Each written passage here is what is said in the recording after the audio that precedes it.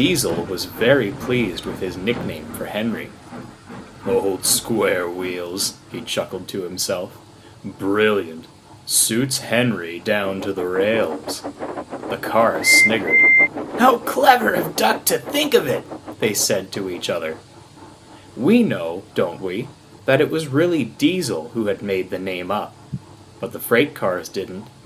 Diesel had told them it was Duck, and the cars believed what they were told. "Look," they whispered every time Henry went past.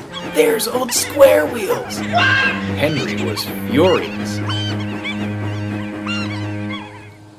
Everyone knew that James disliked Diesels, so it was a surprise when Diesel and James got on well together. James showed Diesel where things were in the yard, and Diesel worked hard once he had settled down. But he was very full of self-importance. "I'm up to date and revolutionary," he boasted. "I'll soon get this yard working smoothly." The freight cars hadn't really liked Diesel to start with, and when he began to order them about, they liked him even less. But, being cars, they were sly and didn't show it. "Keep on the right side of him," they whispered to each other. "We'll get our own back one day." One morning, James asked Diesel to get some cars ready for him. "I need the vans from the far side of the yard," he told Diesel. But Diesel, full of himself and not listening properly, thought James said, "Leave the vans on the far side of the yard." So Diesel took no notice of those vans. He collected all the rest and put them ready for James to take away. When James arrived, he found, of course, that he had the wrong train. By this time, Diesel was nowhere to be seen. James hated shunting. "Where's that Diesel?" he grumbled as he arranged his own train.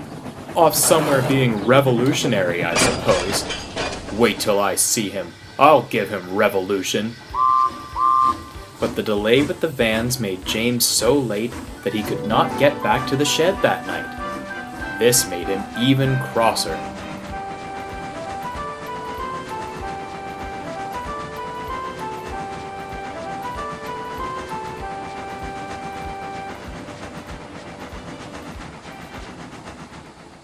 When he did finally meet Diesel again, Diesel was left in no doubt of what James thought about him.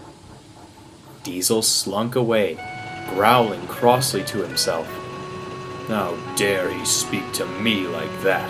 he muttered. "Anyone can make a mistake. I'll teach him a lesson. You see if I don't." Next day, Diesel was talking to some cars in the yard. "James has been here a long time," he remarked. "He must be very old." "Not as old as Edward and Thomas," replied the freight cars. "Thomas was here first to help build the railway, but Edward is older. The other engines used to tease him about it, but he proved them wrong." "How?" asked Diesel. "It was before even I came," said one old freight car slowly. "But the way I heard it was that one day James ran away. Just trundled off down the line without his driver and fireman." "Goodness gracious!" Diesel exclaimed. "What happened?" The car paused. "Well," he went on, "Edward was nearby.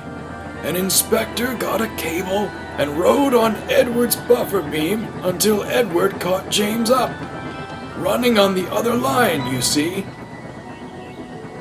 Then he dropped a loop of cable over James's buffer.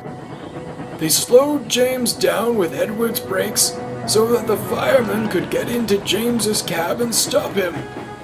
They didn't tease Edward after that." "Quite right," said Diesel. "I bet James felt silly." "It's funny, isn't it?" he went on.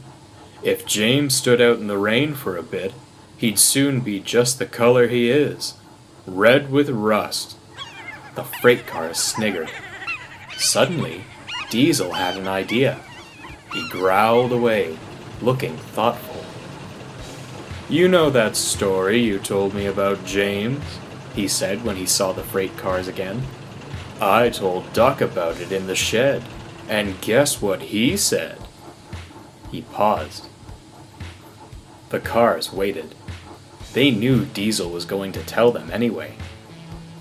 "Duck said," Diesel went on impressively, "it was no wonder that Edward caught up with him, because James is only rusty red scrap iron.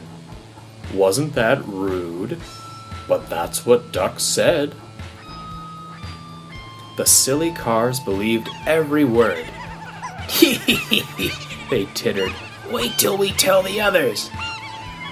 The story went round quickly, and when James came to the yard, the freight cars laughed rudely at him.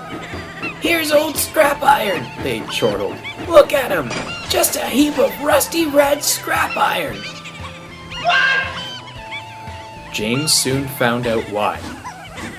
His feelings can be imagined. "That Duck!"